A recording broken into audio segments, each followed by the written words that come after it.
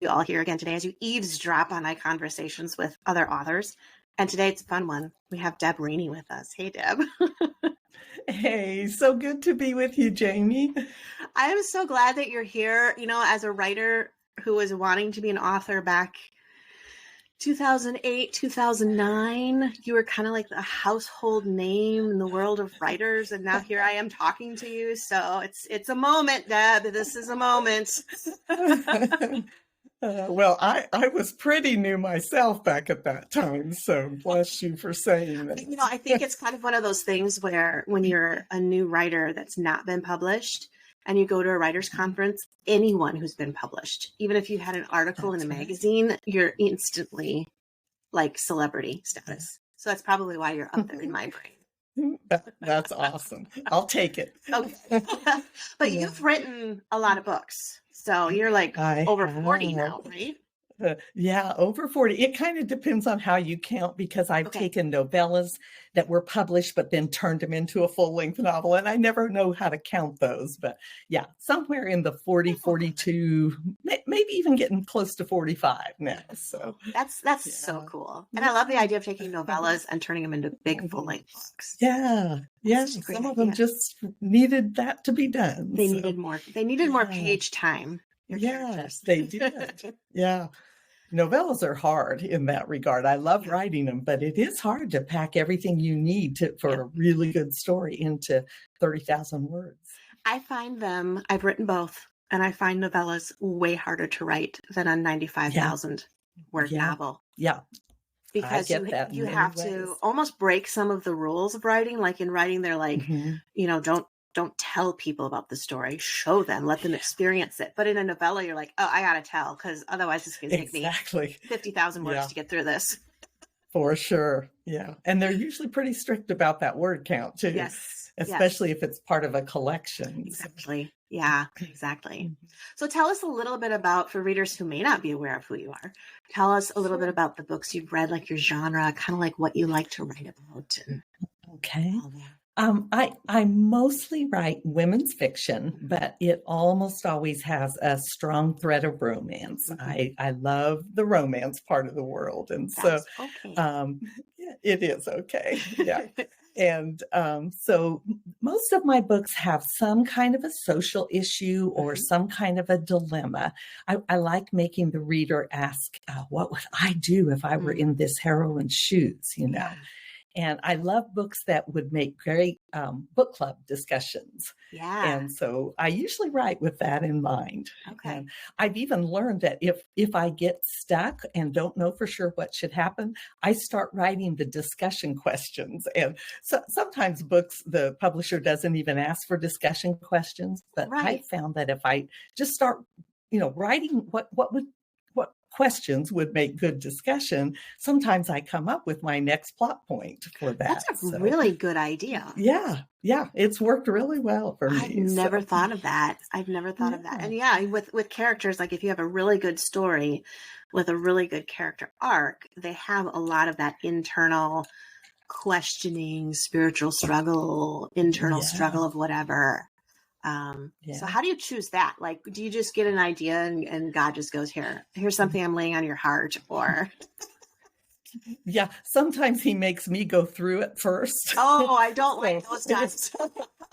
No, I don't either. And I've never had to go through anything as bad as my characters have. That's good. A lot of times, like when I was writing the Hanover Falls novel series, it's about a bunch of firefighters and several firefighters were killed in this big fire. And so then it's how the firefighter, they are family, and so how they gather around each other. Well, one of my characters was going, and I had planned this for the story anyway, but she was going through coming down from having been married to someone who was from a wealthy family. And so she had a wealthy, she had anything she wanted. And then she suddenly went to where she pretty much had nothing. Well, of course, my husband got laid off from his job as I was writing this. And so there you go. In many ways, it's a gift, because I got to experience, in real time, the kinds of fears and just what I saw as deprivation at the time, and yet it turned out to be one of the best things that ever happened to us, So, well, and it's true. You think about that verse that says, all things work together for good to them who love God and are called according to his purpose. And you look at those types of things and the questions come up of why God, or why would you do this to me? And then it's so often you look back and you're like, oh, yeah, that's one of the best things. Yes, that is actually my life's theme verse. Oh, so really? That's interesting you bring that up, because it is. So, I mean, virtually every hard thing that I have been through, I can look back on it later and, if nothing else, see that God was there. That maybe it wasn't easy. Maybe I don't even yet understand why it happened, but I know God was there. And that gives me faith the next time I'm going through something difficult to know he'll be there this time too. Right. I was teaching a class for Sunday school once I think they were in high school. And we were going through some of the Old Testament catastrophes that happened, and the different troubles that God's people went through. And one of the kids was like, at the end of it, he goes, so I have a question, Jamie. And I'm like, well, what's that? And he goes, why did the Israelites have such a hard time trusting God when every time they go through a massive catastrophe, he does a massive miracle? He's like, you'd think at some point they'd just be like, yeah, this is no problem. God's going to come through. And I looked at him and I said, yeah, you'd think that, wouldn't you? About all of us, right? So true. So true. Yeah. Yeah. And even when I'm in the midst of something and God's showing up, I'm thinking, okay, I'm going to remember this next time, and I'm not going to freak out so early on in my next trial, and it all goes out the window. We're too human. So it's instantly, I got to control this. And I think it's partially because as much as we like to read suspense in a novel, we don't want to live suspense. Oh, so true. Yeah. We want those questions answered ASAP. Yeah. So. Yes, for sure. People have asked me before how I can write such I don't think my novels are heavy, but they do sometimes deal with heavy topics when it's a dilemma and, and a social issue, those kinds of things. And I've always said, because I have such a happy life, I can go into those kind of darker places as I'm exploring what's going to happen, because when I come out of it, my life is extremely blessed and extremely happy. And, I'm human. I've had, my fair share, I guess I'll say, of trials in life, but nothing like, what the things that I write about. So. Yeah. So essentially what we've learned so far is that you really put your characters through the ringer. I do. Sometimes I do. Well, I think that comes from starting out with, I feel like it was Colleen Coble who maybe recommended this book, or even taught on Donald Moss's book. And the title's escaping me right now, but he says, put your characters into this horrible situation and then make it worse. Make it worse. And then make it even worse. And so I took that to heart. And I honestly, in the book that I'm working on right now, sometimes I'm a little nervous that I haven't made it worse enough, Right. So, exactly. But I've decided at this stage in my writing career, I might be writing just a little bit happier, softer, not quite so dramatic of books, and that's okay too. So. Yeah. Oh, I love that. And I love there's really a place for all of that type of fiction. But one of the things I think that's great with dealing with some of the social issues and the heavier issues, if we want to call them that, is it's a safe place for people to explore them in the confines of fiction. You're not necessarily risking hurting someone or offending somebody, but you can have some of those deep questions asked. Yes. I agree. And I love how I can explore two sides of the same issue. I can say, what if she did this, then A might happen. If she did this, then B might happen. And let readers go along with me on that exploration to see, what the possible outcomes could be. And sometimes there's not a right answer. It could have gone one of two or three or four different ways that I find it really fun and challenging to figure those dilemmas out. It is. Yeah, I agree with you on that.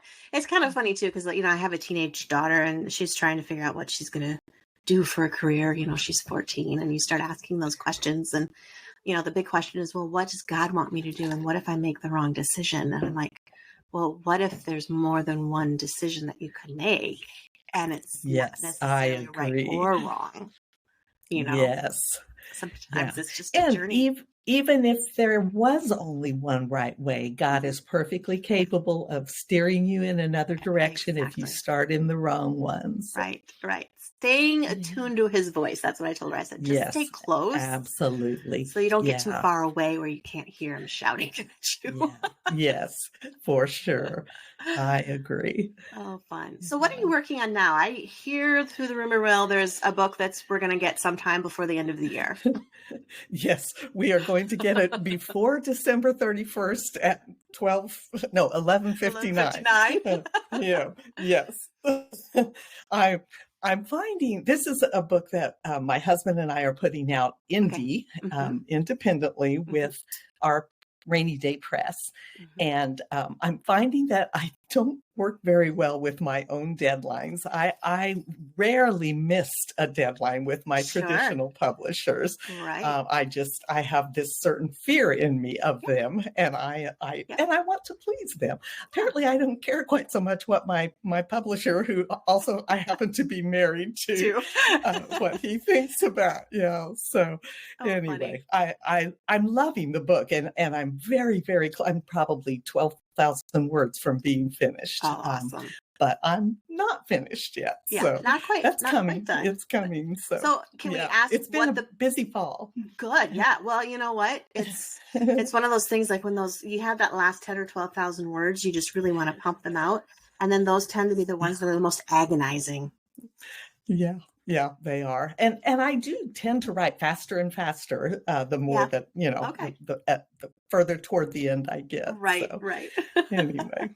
So can we ask what the book's, like the general theme of the book is about? What can you tell us? The whole, it's going to be at least 3 or 4 books. It's a series, and this is the first in a new series. And the series is called the God Who series. And the ideas for these books came about when our pastor was preaching. I don't think he was actually preaching through the Psalms, but he was referring to the Psalms a lot. And I kept hearing how often he would read a passage that said, the God who touches the mountains. And so that's the title for the first one, Who Touches the Mountains. And then who names the stars, who stirs up the seas, all these beautiful attributes of God that relate to God's creation. Yeah. And since Ken and I, we travel, we are campers, and he talked me into traveling all over the U.S. with him, and and so I'm using some of the places that we have visited or that I want to go back to again as locations. So this first book is set in the Blue Ridge Mountains of North Carolina, and those are the mountains that of the title, Who Touches the Mountains. And these books, I'm veering away a little bit from the strict women's fiction. They're going to be a little bit more about romance. And the question, at least this first one, the question that it asks is, how do you know who God has in mind for you? If you're seeking a husband or you're seeking a wife, how do you know? And it's a good question for $1 million question. It is. Yes, it is, because I will say that other than giving my heart to Jesus when I was 17 years old, that is the best. I mean, the most important other decision I have made is who would I marry? And fortunately, God spoke pretty clearly to me when I met Ken and said, he's the one. And thankfully, he gave Ken the same message. So that's a bonus. You're both on the same page. Yes, it is. And that does not mean that marriage has been, easy or perfect with him by a long shot. We, we celebrated our 50th wedding anniversary in July, which just doesn't seem possible to me. Right. But Ken always tells people, yes, we've been married 48 wonderful years and a couple of zingers. So every year of our marriage, he has said that. That's a good one. Thankfully, I like that. Yeah, it is. And thankfully, those couple of zingers we're not in one block. We didn't have 2 bad years in our marriage. It's, 2 weeks here and a month or 2 there and that kind Spreads of thing. out. But, yeah, exactly. But anyway, when we were celebrating, we celebrated with all of our kids and our 13 grandkids, soon to be 14. It was, and in Colorado in a cabin. And after we had a little celebration that our kids did for us, Ken and I got a chance to talk to our 2 teenage granddaughters about our love story and how we knew that God had intended for us to be together. And so that I'm sort of, these are definitely not written for teenagers, but they're the kinds of themes and ideas that I would love for teenage girls, older teens to read as far as this is how God works in your life to show you what he has in mind for you. Right, so, right. Anyway. I think that's such an important question too. And I love that you're exploring it. It brings to mind, I've told this story before. I don't know if I've told it on the podcast, but at our youth group where my husband's been the youth pastor, it's been told many times because my husband and I were arch nemesis for each other. It was really the enemies to lovers sort of. That's cool. And I distinctly remember a time I was driving to work. I think I was 19 and I had met Nathan, and he was the most awful person in the world at that point in time. And I remember I was thinking about who I was going to marry someday and how do you know? And someone had raised the question, does God create one person for you? Yeah. Or does God bless you when you pick someone who shares the same belief system, etc.? Yes. So could it be anybody? And I was asking the Lord, I'm like, the thing that bothers me, Lord, and we have frank conversations, so I was very frank. Yes, I said, Lord, the thing that bothers me here with this whole you created one person for me is what if who you created is just abhorrent to me. Like I was looking at like an arranged marriage, right? Like what if you stick me with, and I couldn't think of, because God needs illustrations. He can't read our minds, right? So I'm like, I got to give God an illustration of the worst. I said, and so the worst possible thing would be like if you made me marry Nathan, that would be the worst possible example. And I have a feeling God was just snickering, going, "Oh, honey." Said, well, I actually had someone else in mind, but yeah. Since He was pretty cool, but since you said that, forget that. You're gonna get Nathan now. That is hilarious. Well, that is a great question, though, and it makes me think of one of the messages is sometimes marriage is about being the right person rather than finding the right person. I don't know what the right answer to that is, but I do tend to think that I could be, if I were,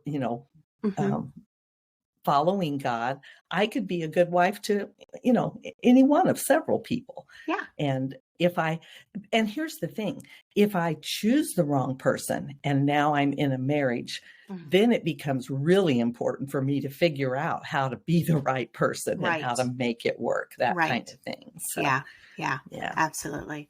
Absolutely. And I think it's just so cool to have books like that out where younger girls, like I think of my daughter growing up, and as she gets older, she's starting to read things with tinges of romance, etc. But once she gets into her older teen years, you want to start learning about those things and learning them from a good perspective. So having good fiction, good Christian fiction out there that shows and answers and tackles some of those big questions is such a great way to put that out there. I read a lot of Jeanette Oakes books when I was a young teen an older teen and a young mom. And honestly, whatever you think about those stories, they were fairly simple and, they were prairie romances, that kind of thing, which is not even what I would choose to read now. Right. But then they were life-changing because they showed me the way. Even though my parents had a wonderful marriage, there was just something about immersing myself in those kind of books that showed mistakes that could be made, how to fix those problems, and how to be God's woman. And then all those roles kind of fell into place. Yeah, that's so cool. And just that story of the sweetness of love. I'm not sure that we get enough of the sweetness of love. So much of it's tempestuous and passionate and whatever you want to say, but that sweet element. I couldn't agree more. And that men are different than women, and long live the difference. And that's okay. It is. Yeah, it's very okay. Yes. So, oh my goodness. If oh boy, I'm trying to think, if my husband didn't have the gifts and talents he had, we'd be in trouble in my family. Yes, here too. Because my weaknesses are Ken's strengths and vice versa. And we truly complete each other. Yeah, so we really do. Yeah. So this is something that you said is going to be out before the end of the year, and it's the first book in this series. So this is cool. Yeah. If readers want to get to know you and follow you and find out more about the books, what's the best way for them to do that? Sure. Well, I am a kind of rare author who happens to love social media. And so I'm on Instagram as Deb Raney. Deborah spelled the biblical way. Raney doesn't have an I in it. Yeah, right. And my website is DebRaNey.com, and you can find links to all the different places that I'm on social media there. I have a Facebook readers group that I would love to meet people on, and I'm pretty easy to find if you just Google my name and spell it the right way. I love that. Well, this has been so much fun to have you here to chit chat about. We covered some pretty deep stuff, like who you're gonna marry and how you get through trials with joy. And I think we did pretty good for a first time podcast with each other. We didn't do bad for half an hour or so. That's right. Yeah, it was a delight to talk to you, Jamie. Thank you so much. Thank you so much for being here. Mm-hmm.